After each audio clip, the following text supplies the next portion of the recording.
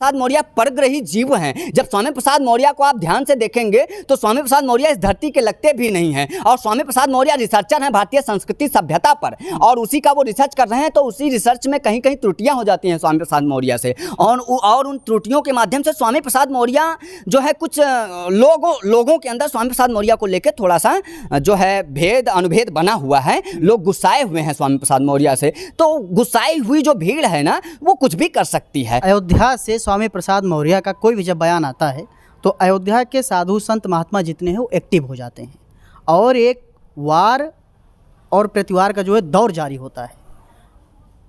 आपकी सरकार है, हिंदू युवा सम्राट योगी आदित्यनाथ की सरकार है, उसके बाद आप लोग इतनी बयानबाजी करते हैं, स्वामी प्रसाद मौर्य पे कार्रवाई क्यों नहीं होती है?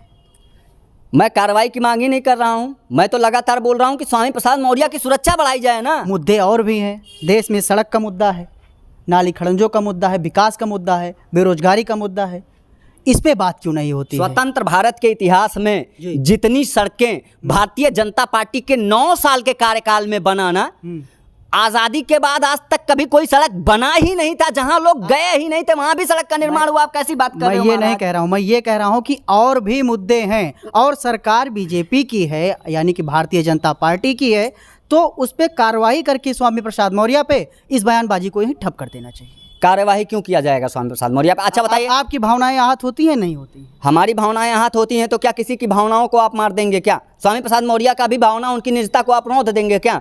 आखिर स्वामी प्रसाद मौर्य की भी भावना है ना, उसी भावना के अंतर्गत तो काम कर रहे हैं स्वामी प्रसाद मौर्य। डॉक्टर बाबा भीमराव अंबेडकर द्वारा विरचित संविधान में रामचरितमानस का दरबार अंकित है। अच्छा। गीता में भगवान जो उपदेश दे रहे हैं वो गीता के चित्र अंकित हैं, लेकिन स्वामी प्रसाद मौर्य रिसर्चर हैं। अच्छा। स्वामी प्रसाद मौर्य रिसर्च कर रहे हैं और स्वामी प्रसाद मौर्य जब तक रिसर्च करेंगे जब तक स्वामी प्रसाद मौर्य को भारतीय संस्कृति और सभ्यता के पूर्ण रूप से जानकारी नहीं हो जाएगी, जब तक स्वामी प्रसाद मौर्य ये नहीं जान जाएंगे कि भगवान बुद्ध क्षत्रिय थे, हमारे धर्म गुरु थे, इक्ष्वाकु महाराजा रामचंद्र के वंशज थे, महाराजा लव कुश के वंशज थे, तब तक स्वामी प्रसाद मौर्य रिसर्च करेंगे। प्रसाद मौर्य कहते हैं कि हिंदू धर्म नहीं था, तो जब उनसे जो है एंकर पूछते हैं, रिपोर्टर पूछते हैं हिंदू धर्म नहीं था तो कौन सा धर्म था? बुद्ध धर्म था? नहीं, वैदिक धर्म था। अच्छा, वैदिक धर्म था।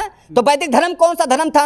आखिर वैदिक धर्म ही तो हिंदू धर्म है, और कौन सा धर्म है? तो स्वामी प्रसाद मौर्य रिसर्चर हैं, गलतियां होती हैं और इसके लिए उनके ऊपर कार्यवाही नहीं की जानी चाहिए। प्रसाद मौर्य कहते हैं मैं बौद्ध हूँ। अच्छा। उनकी पत्नी का नाम है शिव मौर्य, उनके बेटे का नाम है उत्कृष्ट मौर्य। अच्छा। अब ये बताइए कि जब ये कोई निजी धर्म मानते हैं तो ये सारे नाम जो हमारे भगवान शिव से हैं, हमारी जो है वेदों से हैं, हमारे परंपरागत जुड़े हुए हैं, तो ये कहीं अलग से अपना नाम क्यों नहीं ले आते? इन्हीं का नाम स्वामी प्रसाद क्यों हो जाता है? आखिर भाई अब्दुल खान, रहीम, ये सब भी तो हो सकता है ना, ये सब रखो ना, या कुछ अंग्रेजों टाइप वाला नाम रखो, फीबर सीबर ये सब रखो, है ना, तमाम सारी चीज़ें नाम होता है वो सब रखो। हमारे शास्त्र आधार पर क्यों नाम रखते हो?